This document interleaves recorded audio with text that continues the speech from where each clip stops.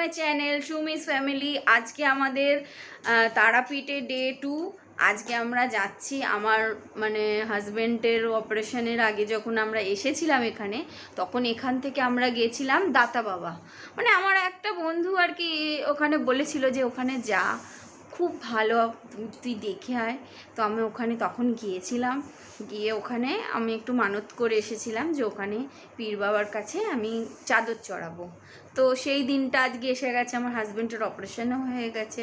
হ্যাঁ, তো আমি বলেছিলাম যে আমার হাজব্যান্ড সুস্থ হয়ে যাক, তখন আমি এসে এখানে চাদর চড়াবো। তো তারাপীঠে এসেছি। কালকে এত টায়ার্ড, আর কালকে তো উল্টো রথ ছিল আর প্রচণ্ড ভিড় ছিল কালকে আমরা ভিআইপি দিয়ে লাইন দিয়েও আমরা 1 ঘন্টার ওপরে লাইন দিয়ে পুজো দিতে পেরেছি। তাও যে দিতে পেরেছি এই অনেক ঠাকুরের কাছে করি যেন আবার আসতে পারি, সেই যুদ্ধ করে বেরিয়েছি।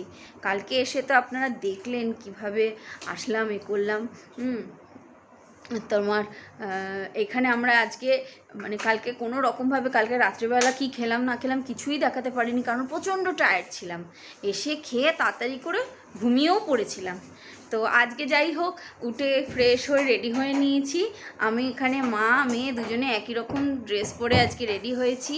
কেমন লাগছে অবশ্যই জানাবেন কমেন্ট করে, দুজনকে কেমন লাগছে। তো চলুন রাস্তায় যাই। এখন ওরা সবাই নেমে গেছে নিচে, আমরা দুজনে বাকি রয়েছি। চাবি দিই তারপরে বেরোচ্ছি। তো রাস্তায় যেতে যেতে কি করি, কোথায় কিভাবে যাচ্ছি না যাচ্ছি আপনাদেরকেও সঙ্গে করে নিয়ে যাই, আপনারা দেখুন। আর একটাই কথা সবসময় বলি যে আমার চ্যানেলটাকে লাইক করবেন, সাবস্ক্রাইব করবেন, আর শেয়ার তো করেই দেবেন। তো চলুন আমাদের সঙ্গে থাকুন, কিভাবে কি করছি না করছি বাইরে গিয়ে দেখা করছি।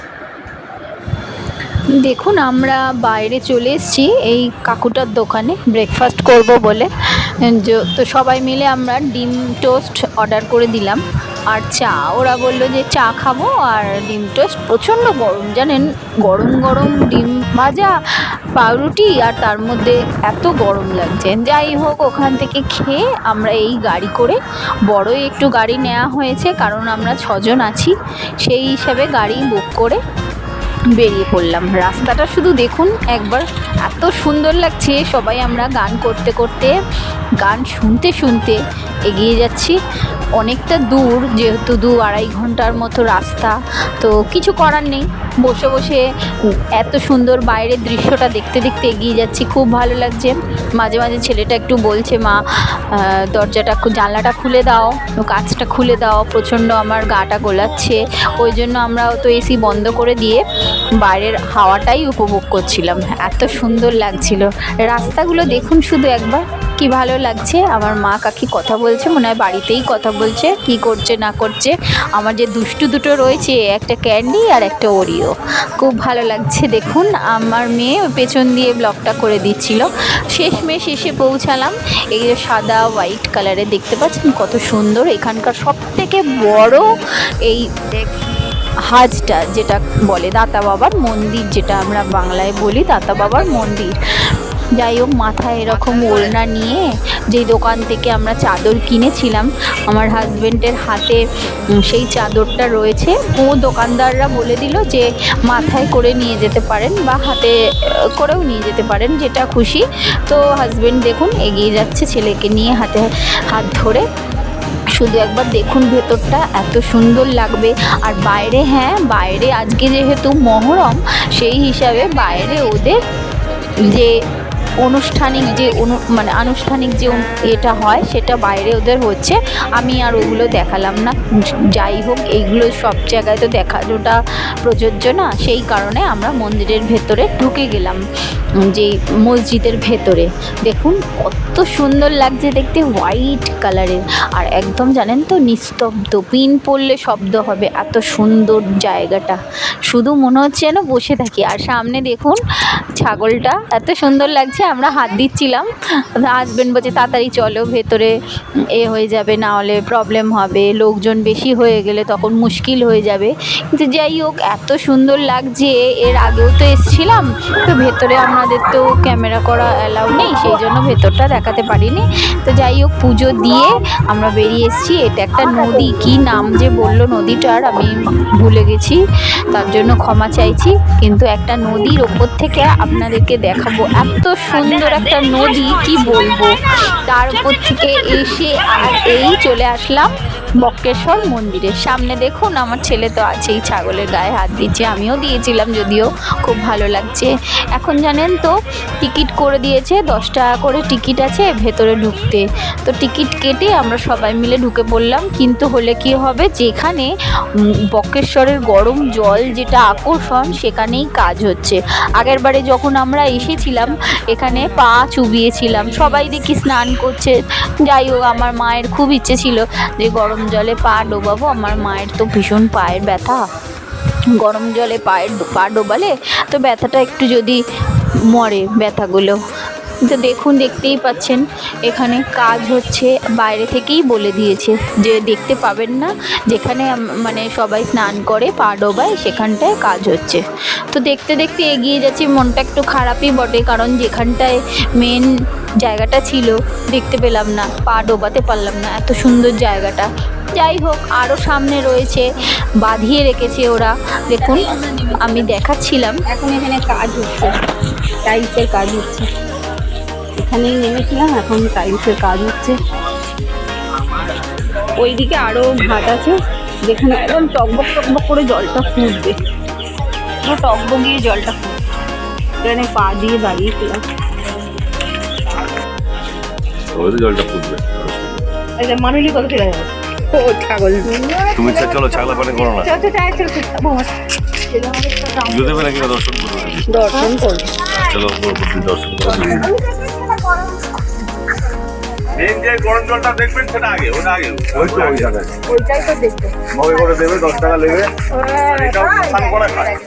ও এটাও গরম জলেরই, ওই হাতের মুখ দিয়ে হাতে মুখে জলটা ওই যে স্নান করা খায়। খাচ্ছে, ওকে খেতে দে, ওকে খেতে। আবার দেখুন সেই ছাগলটার পেছনেই পড়ে রয়েছে অন্যান্য, ওখানে প্রচুর তো ছাগল রয়েছে, খুব সুন্দর লাগছে। আর হ্যাঁ, বলতে বলতে দেখতে দেখতে চলে আসলাম। দেখুন এই আর একটা জায়গা যেখানে মানে গরম জল আপনারা কতটা দেখাতে পাচ্ছি জানি না, তবে দেখতে পাচ্ছেন যে ধোঁয়া উঠছে, একটু খুব খেয়াল করে দেখবেন যে ধোঁয়া উঠছে জলটা দিয়ে।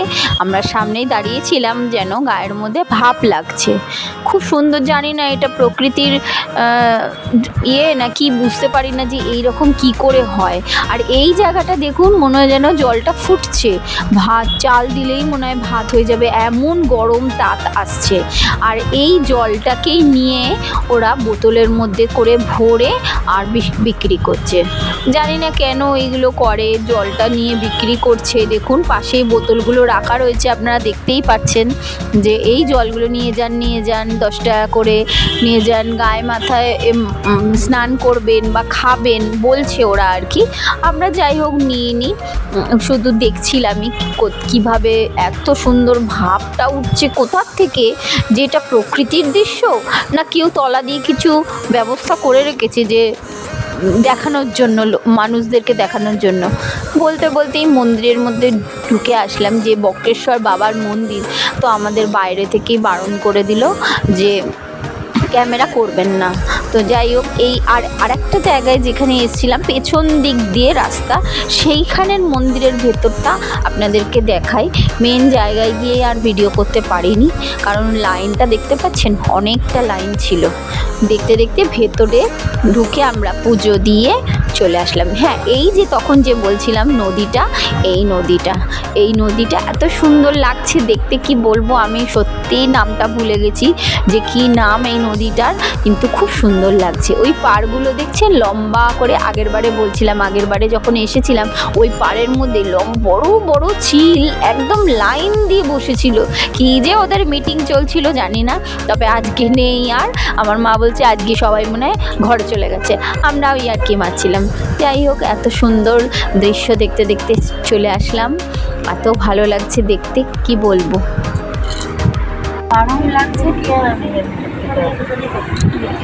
আলাদা মাঝে মাঝে গিয়ে তুলে বসে আরও একটা জায়গায় আমাদের নিয়ে এসেছিল, এইটা আমরা কখনো কোনো দিন আসিনি।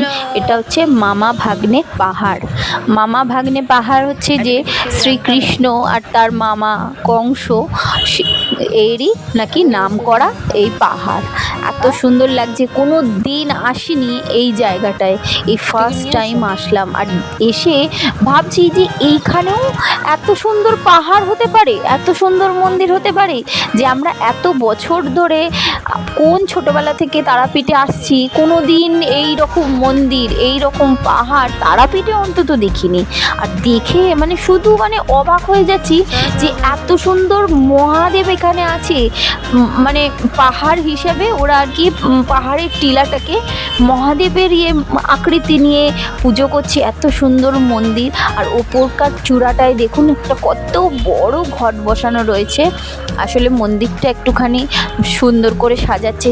সামনে যেহেতু শ্রাবণ মাস আসছে, ওখানকার লোকজনেদের বক্তব্য যে মন্দিরটা সুন্দর করে রংচং করছে, সারাচ্ছে। আর দেখতে দেখতে দেখুন পাহাড়ের টিলাগুলো এত সুন্দর লাগছে। আর ভীষণ বৃষ্টি বৃষ্টি পড়েছে তো, সেই কারণে পিছল হয়ে রয়েছে। আস্তে আস্তে যেতে বলছিলাম ওদেরকে যে পা টিপে টিপে যাও, প্রচণ্ড পিছল আছে, জল পড়ে আছে, কাদা। আর দেখুন শুধু এত সুন্দর লাগছে, মানে খানিকটা ভয়ও লাগছিল যে কেমন রাস্তা, কি জানি বাবা সামনেটা কেমন হবে। কিন্তু শুধু দেখতে থাকুন যে এই রকমই ছোট ছোট ছোট ছোট, খুব তার বড় পাহাড় না, যেরকম পাহাড় ঠিক বলা চলে না, এটাকে টিলা বলা চলে। কিন্তু কি সুন্দর, যেন মনে হচ্ছে যেন কেউ সাজিয়ে রেখে দিয়েছে, টিলাগুলোকে বোস করিয়ে রেখে দিয়েছে। এত ভালো লাগছে দেখতে, নিস্তব্ধ একদম, পাখির ডাক শোনা যাচ্ছে, আর কতগুলো বাচ্চারা ওরম টিলাটার মধ্যে উঠে বসে খেলছে। আমরা খানিকটা এখানে ফটো তুললাম, করলাম, খুব মজা করছিলাম। আর শেষে প্রথমে যাচ্ছিলাম না, আমার মেয়ে বলল মা চলো না দেখে আসো কি সুন্দর লাগছে এই মন্দিরটা। তো আস্তে আস্তে করে উঠে চলেই গেলাম। আমার মাকে দেখুন উঠতে পারছিল না, আস্তে আস্তে বললাম যে মা এখানে একবার এসেছো যখন দেখেই যাও না, এত সুন্দর মন্দির, ঠাকুরটা একবার দেখেই দর্শন করে যাও, আবার কবে আসতে পারবে না পারবে, একবার শুধু দেখো, এত সুন্দর লাগছে। শুধু আপনারা একবার দর্শন করুন, দেখুন, দেখে যেন মনটা ভরে যাবে, এত সুন্দর লাগছে। বেদি করে দিয়েছে চারিদিকে, আর মহাদেব বসে আছেন।